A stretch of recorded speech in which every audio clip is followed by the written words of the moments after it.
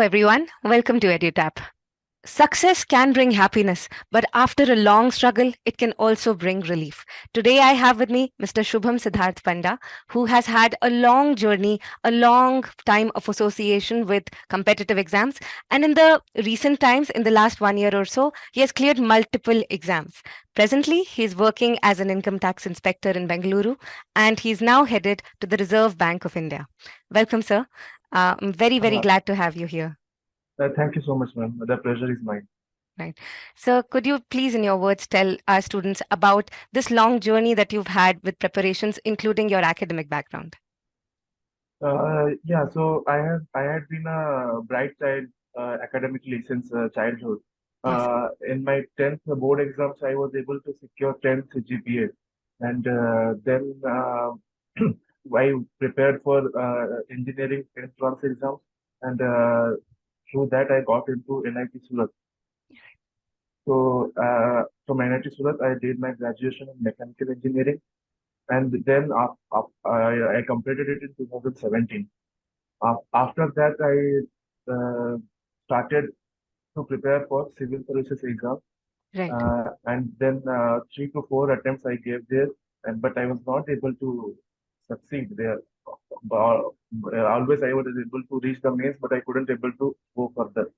Right. So, so then I began exploring other opportunities like bank PO, SSC CGL, RBI Grade B. So after those failures in civil services exam, I made RBI Grade B as my top priority. So then I began giving various exams. In the first attempt of RBI Grade B, I could only reach up to the phase 2 level. Right. But this time around, I think luck has favored me, and by God's grace, I have cracked the exam. That's wonderful. So, I think it's your consistent efforts and consistent uh, struggles, which you've backed up with a lot of hard work and endurance, which has eventually led you to such a brilliant success and in a lot of exams in the recent times. Because I know you're presently working as an income tax inspector. You've, I think, previously also appeared for the interview and cleared thereafter for bank PO as well. Yes, So ma'am. yes, these are essentially a lot of different exams. What do you think has been your approach to being able to handle so many different kind of exams in such a short span of time over the last year? Yes, ma'am. If you look at the syllabus of bank PO, then actually my English was quite well, has been quite well since childhood. Uh, Right, then I didn't face much issues in the English section. right. And the current affairs, I did also didn't face much difficulties because of the content that is available online and also in YouTube. Yes, The main problem for and maths also I was very good in. The only problem for me initially was reasoning because I had never been exposed to such kind of reasoning since childhood. Because you see, we have been since childhood we have been coming around. We have been trying to do maths and English, and we're trying to focus on those areas. But logical reasoning, I think, was neglected during my childhood and all. So that is why I faced a difficulty in doing so. But after a lot of practice, I was able to master it. But the main focus was on trusting the process that I opted for myself. That giving 6 to 8 hours of serious and sincere hard work into the putting efforts into those hard work and into the studies. So I think that worked out for me in the end. right. That's very true. I know that you've grown up in a lot of different places. Can you tell us something about how that has shaped your perspectives? What does your family, what entails your family? Yes, my family consists of my father, mother, and myself. So Mm. actually, since my father is a textile engineer in the private sector, he has been transferred a lot of times throughout India. Yes. So most of my childhood I have spent in different states like Odisha, Uttar Pradesh, and most recently I spent in Silvassa, that is in Dadra and Nagar Haveli. And now I was residing in Andhra Pradesh. So I think it has added a unique perspective to my life to be able to expose myself to such different cultures and traditions. Certainly. You're also expected to be, you might be expecting to be moving around for the Reserve Bank of India. So you're looking forward to that, I'm sure. Yes, ma'am. That is part of the job. I think. I guess. So I'll have to move around. But after a certain point of time, we also think about settling. Yes. Uh, so for a few years, for in the beginning, I'm very okay with moving around and all. But Right. after a certain point of time, I think I'll be more likely to settle somewhere. Right. That's also kind of true for your preparation journey, isn't it? I remember in our conversation, described UPSC as a bit of a chakravyuh. It's hard Uh, to, yeah, that's a very, very apt description. So, why do you feel that that was the case, and how did you get out of the chakravyuh? Ma'am, the reason I called it a successful is that because uh, many aspirants in the beginning, they are so passionate and excited about this opportunity that they make haste and they enter the Chakravyuh or the UPSC preparation journey Yeah, without much thought to the plan B or much thought to rationality. right. So after a certain point of time, let's say if one doesn't succeed, then you begin contemplating about your past mistakes, past choices, Yes, and then you are unable to withdraw from that cycle because every time you grow a little further, you feel that you might be able to crack the exam if you put in a little more hard work with a little more guidance and all. yes, But I feel that it is quite difficult to get out of that trap yes, endless cycle that is going on. So after 3 or 4 attempts, I think I made up my mind that UPSC might not be my cup of tea. So I began exploring for other opportunities, and it is very important to explore multiple opportunities because you cannot focus on one exam and aim to crack it, and you can, and it cannot be so that you will crack it in one go. So yes. you need to have multiple targets. So I think that perspective, that point of view helped me in that decision. So during this time, you must have had a lot of lows, and I think it's not talked about enough. So how did you experience that, and how did you get out of that phase of being cluttered and stuck up in UPSC prep? Certainly, ma'am, there was a lot of lows, particularly in the first 4 to 5 years of my civil service profession. Every time I crossed the prelim stage, I was then again halted at the main stage and couldn't go forward. So Right. that is a very discouraging feeling, very sinking feeling. Yes. And I have been really grateful. I have been really lucky that my parents have always stood by me and have supported me in every decision. I think much of the credit goes to my parents as well, because Yes. if they were not there, then I would have given up after 3 or 4 attempts and I would have gone back to the private sector or Right. something. Right. Uh, but since they were essentially my backbone throughout this journey, Right. so they have helped me coming out of that dark phase. Because at one point of time, I felt like I was lost in a forest. Yes. There was no path outside, and mm, I was not able to. I was then for some time I was able to gather myself up, and with the help of my family, I was able to then attempt multiple exams. I can imagine it's quite an emotional ordeal when you think back. But now that you're finally here, when you look back at the preparation journey, I'm sure you would have experienced a lot of gaining of knowledge and strength. And I think students should always remember that they will be okay once you are essentially a ray of hope for a lot of aspirants, especially the ones who feel like they've been stuck up in whatever preparations, whatever journeys that they've had. So when did you eventually say that enough is enough, and when did you decide, how did you take that decision of quitting UPSC preparation, and how did you come to the idea of Reserve Bank of India? Ma'am, after the fourth attempt, in the fourth attempt I gave it my all. I didn't leave any stone unturned in Right. order to crack the exam. But in spite of those efforts and those hard work, I was not able to clear the mains exam. So that was the last nail in the coffin for me. Right. So after that, I began exploring other opportunities and I found that RBI Grade B is an equally good opportunity with Yes. good career growth and good work-life balance as well. Yes. So that is why I made RBI Grade B my next priority after civil services exam. Uh, so you've come to this point after a good decision of coming to a plan B.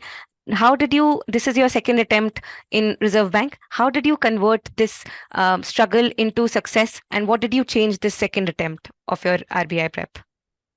Yes, ma'am. I think the first attempt was a little spontaneous attempt by me. In the second attempt, I made a lot of plans regarding how I'm going to approach this exam. Right, So prior to the notification, 3 to 4 months prior to that, I had already began my reading those current affairs magazines and all. So the two changes that I think I made this time around was that I began preparing a lot earlier, three yes, to 4 months at least earlier before the phase one, and I began covering at least the current affairs part quite seriously, right, both for phase one as well as phase two. And the second thing which I think helped me was because I had already done those study material for ASI and FM. right, I was able to recollect much of the information, and therefore studying for the second time didn't seem to be uh, that tough for me right. at that point of time. So the last year's preparation helped me in this way as well. Right. So, do you think some bit of UPSC knowledge also played a part in your RBI prep? A lot of aspirants think about shifting from UPSC to other exams. What could they learn from what? How did you utilize that information? Uh, Certainly, ma'am, UPSC preparation has helped me immensely in this journey because I believe the most important thing for phase two is answer writing because 200 marks out of 300 will be allotted to subjective Mm, answer writing. So, ma'am, so that answer writing skill I had developed by preparing for civil service mains. yes, So that is the firstly, that is the first way in which UPSC preparation helped me. Secondly, ma'am, I also believe that the ESI portion, mm, which is there in the second phase, uh, its descriptive was also in a lot in many ways helped due to my previous exposure to UPSC preparation because I had already made my notes in economics and social issues when I was preparing for civil service exam. So right, I had grasped a lot of the concepts and lot of the theories. So all that was left was some practice to be done in ESI subjective and objective paper. right. So, and thirdly, ma'am, I believe that UPSC preparation has made me more resilient and instilled that quality of endurance in me, Cl- Clearly. which I think has helped me immensely in this journey. Definitely. A lot of students think failure is a failure, and you have rightly earlier also pointed out that a failure is just a setback, and you have to learn from your mistakes and then learn endurance and continue, and you will eventually get to where you want to get. Also, at the same time, while there is a considerable overlap with civil services, there are some portions which do not. And what was your approach for that? What were your resources? How did you tackle things you didn't know earlier, which are different from UPSC preparation or your academic background? Uh, yes, ma'am. The preparation for UPSC and this RBI Grade B exam are totally different, I think, because in civil services exam they ask a lot of analytical questions and Yes, conceptual questions, right, whereas in RBI Grade B we are asked more factual questions. We right, have to recollect the fact, and then it there's no if you don't know the answer, you will not be able to mark it. But in right. UPSC, if you have an analytical point of view, can still be able to solve the question. So I guess in that way, RBI exam is much more different as compared to the UPSC exam. So, ma'am, what was the question again, ma'am? I just Uh, got wha- lost. that's all right. I was just asking the portions that are not common, say Ah, finance and management. ah, What was your yes, ma'am. strategy? What was your approach, resources for those portions? Yes, ma'am. The different thing for me was the FM in phase two and the current affairs, both in phase one as well as phase two. Right. So, ma'am, my sources for these were the EduTap material because I also didn't have much idea about this exam. Hmm. But I think EduTap has handholded me so much that I was able to crack this exam without referring to any other source. So, Brilliant. EduTap's material was my go-to source for both financial management as well as current affairs.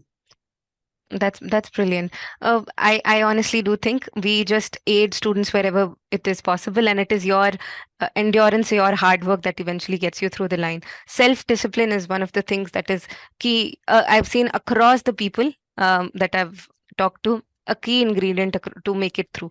Good resources, of course, help, and they are a cherry on the cake, but the cake is all you. Definitely, sir. And so in this phase one and phase two, I think you've told me that current affairs ended up being your strength. So how did you manage that? A lot of students have a lot of problem with how to manage current affairs. Firstly, they I think the plethora of resources, so many places to go to, so many booklets, so many videos. How did you channelize, how did you approach current affairs? Ma'am, I think while covering current affairs, it is very important that we restrict ourselves to limited resources. Because if you begin referring to multiple resources, your mind will be scattered in different ways and you'll not be able to grasp everything that you need. So Right. it is better that we rely on limited resources and we revise it thoroughly.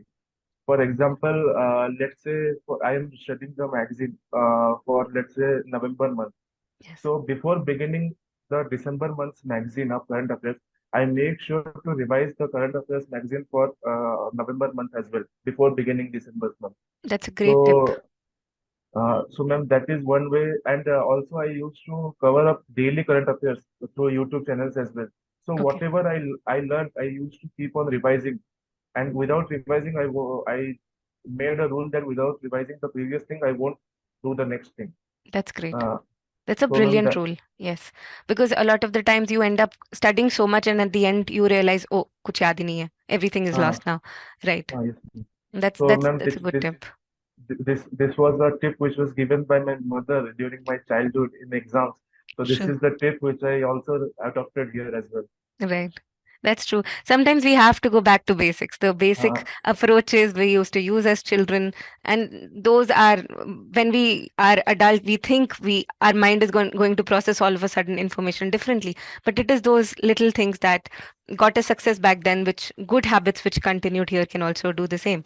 So within phase one and phase two, about attempting the paper and practicing, how what was your approach to that? Ma'am, in phase one, actually, I was a little more comfortable in phase one as compared to phase two because Mm, phase one is mostly made up of 40% weightage is there for current affairs. mm. And I think I covered up current affairs rather well. So Right. I think I had an advantage in phase one, but in phase two, since it was descriptive and because descriptive answers are there, so also depends on the invigilator, so, how he perceives the answer. It also depends on us how much quality we are able to incorporate in those answers. So I Definitely. think in phase two was a little more tougher and a little more nerve-wracking as Right. compared to phase one. So, ma'am, for phase one, I used to give mock tests and previous year question papers I used to do. Mhm. Like I gave around 10 to 15 mock tests at minimum. I am not able to recall the exact number, but 15 mock tests I gave, including previous year papers for phase one. Brilliant. Uh, Mhm. for phase two, I referred to the previous year papers. Actually, in EduTap's material, one great thing is that after each chapter, there Yes. are previous year questions and also potential questions which Yes. can be asked. So that is Yes. a great, enhancer Yes. in studying those Right. parts. So, We're ma'am, very that was one thing. And secondly, I also gave 5 to 6 full mock tests of each section of mhm. English, PSI, and FM. So Right. I that was my approach to give as many mock tests and to revise as much as possible. That's a brilliant approach. And yes, previous year questions play a big role in helping you understand what the way to approach the subject matter also. How much depth you need, how much can you skip, what if there are any time constraints, previous year questions kind of show you the pathway. And you as you very rightly mentioned that having that along with each chapter gives you an idea on how much depth to go into for every particular thing. So very well strategized, I must say, your approach, and you've practiced enough before the exam, and that shows to students that just reading and continuing to read is not enough. You do have to make an effort to practice and put yourself in the frame of mind you'll be in the actual exam. So 15 mock tests, it is truly great amount of practice, I think. So now that we've covered phase 1 and phase 2, and you're now, I would like to ask you about how your preparation for interview was, and what was the experience like within the interview. Yes, ma'am. For interview, I think I did a few things that I didn't do earlier. I Hmm. began reading two newspapers, one the normal newspaper and one the financial newspaper, Great. and I began making notes from it. And I was also revising those notes every day. I used to read the newspapers in the previous day's notes I used to revise.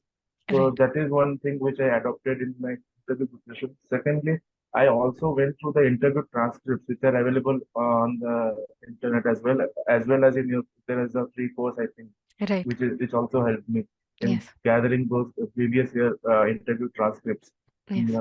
So, ma'am, that also played a huge role as to I also got a knowledge of how because the questions are likely to remain similar only Yes. in every year interview. So actually, I went through that and I gathered what the interviews are expecting, what the interviewers want out of the candidates. And I believe that after a lot of practice, I gave 5 to 6 mock interviews before going for the final interview to build up my confidence levels and to practice as much as possible. So, Right. ma'am, I think that also played a part in my interview journey. And ma'am, as far as the interview is concerned, ma'am, I was asked more about the current affairs, the Israel-Hamas war, and Right. I was also asked about technical banking details, but I was not able to satisfactorily answer those questions, Which, technical questions. which is fine as long as you clear the exam. It does goes to show that you don't need to know everything, but you have to be able to justify your knowledge, which you always have brilliantly done so far. That's great. One common uh, question or doubt amongst aspirants is, what about gap years? How has that gap year question impacted your prep and your actual interview experience? Yes, ma'am. I was also quite nervous before the interview Hmm. because of this thing. But I think in this time's interview, it was overshadowed by the fact that I was currently working as an income tax inspector. Right. Uh, so they didn't go into much depth into the gap years part.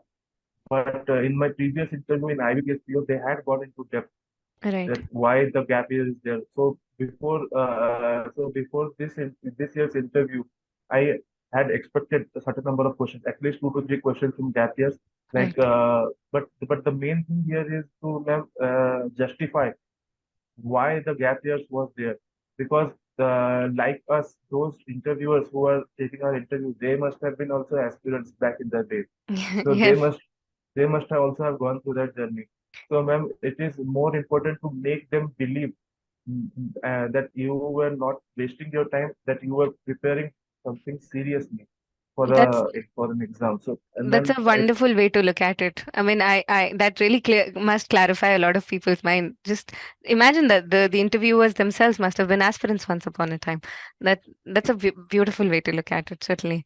So, eventually, you have had a lot of gap years, and you've cleared multiple exams, including IBPS, including SSC, and it has worked out eventually, including Reserve Bank of India. So that should show aspirants that this is not a death sentence to have for your exam. The fact that you have been preparing for a while and you haven't cleared, say, UPSC or other exams that you've been preparing for, even including Reserve Bank, this was your second attempt, and you did eventually make it through. So that is a very heartening and inspiring journey that you've had, certainly. So is there any message that you would have for aspirants, um, considering your years of experience, and what are the things, if you could go back, these are some of the things you would keep in mind beforehand? ma'am, one of the things which I would like to convey to the aspirants is to always have a plan B Right. and is to always target multiple exams, but not too many exams. Right. Some exams, like let's say 3 to 4 exams, which have overlapping syllabus. Right. So that way, if we are not able to crack even 2 to 3 exams, if we are able to succeed in even one, then Yes. that will also give you a lot of confidence, as well as it will also give you a sense of relief. Yes. That is one aspect. And secondly, the message would be to not give up hope. Actually, a lot of the times during our lows, we give up hope and then sink further down and then get back to other jobs and other aspects. But ma'am, I think we should not give up hope. That is what my message would be, because there is always light at the end of the tunnel. If you work hard enough and if you channelize your energy properly, I think there will always be light at the end of the tunnel. And even if you are not able to crack these competitive exams, there is always the private sector where you can go and flourish in. So, and Yes. there is nothing to be worried about that these failures will be the death of me, or will be the end of my career. Nothing of that sort. Because many people, even while I was preparing, I also came across certain individuals who were earlier preparing for civil services, but were not able to crack it, and they had gone on to become successful in other fields. Two important names which come to my mind, I think, is Geeta Gopinathan, uh, Right. uh, who was WHO Secretary General, I think. And second is, I think, one more person is there. I'm not able to recollect. Yes. So, Yes. Geeta Gopinath did end up being the IMF MD eventually, I believe. So, yes, ma'am. yes, certainly. And Yes, IMF. IMF, yes. I was confusing her with Somia Swaminathan. Uh, Yes. The uh, WHO, yes, Yes. certainly. So one example was that, and another example was another person which I'm not able to recollect. He is also very successful in private sector right now. Right. So there is no need to give up hope. If you are not able to even crack those competitive exams, there are a lot of opportunities in the private sector as well. So Yes. no need to give up hope. You just have to trust the process, trust the journey, enjoy the journey. Yes, that's a wonderful message. Both the aspects you've highlighted, having a plan B and trusting the process, and knowing that things do work out. And you are the most shining example of a ray of hope for a lot of aspirants who've had a long struggle and are still trying to get out of the dark phase of their life, or get out of the struggle of being an aspirant. Thank you so much, Mr. Shubham. You have been so inspiring to me and to a lot of other aspirants who've had a really, really long journey and are really just hoping to see a little bit of light at the end of the tunnel. Your journey and your experiences and your words truly highlight what a wonderful, hardworking, and consistent person, consistent aspirant you've been, and you've finally made it. Many, many congratulations to you as well as your family who've been with you throughout this journey. Thank you for speaking with us, and we wish you all the very, very best in your wonderful career ahead at the Reserve Bank. Thank you so much, ma'am. Thank Thank you. you.